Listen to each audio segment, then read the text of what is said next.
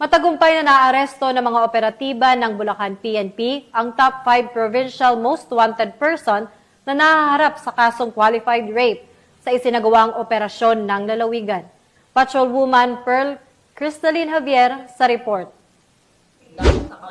Ang isang top 5 most wanted person provincial level sa kasong qualified rape sa isinagawang operasyon sa barangay Kabayunan, Doña Remedios, Trinidad, Bulacan.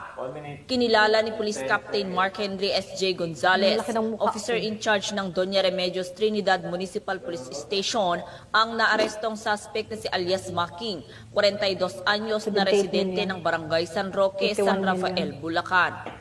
Dakong alas 6 ng gabi nang madakip ang suspect ng tracker team ng Doña Remedios Trinidad Municipal Police Station, katuwang ang iba't ibang unit ng pulisya. Ang operasyon ay nakabatay sa warrant of arrest sa kasong qualified rape na walang inirekomendang piyansa. Kasalukuyang nasa kustodiya ng naturang istasyon ng akusado para sa kaukulang dokumentasyon at wastong disposisyon.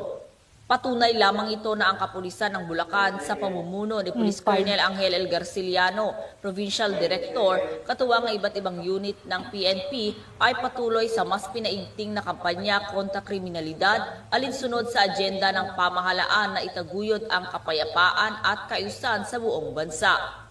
Mula dito sa Bulacan Police Provincial Office, ako ang inyong PNN correspondent, Patrolwoman Pearl Crystalline Javier, alagad ng batas, tagataguyod ng Balita Pulis.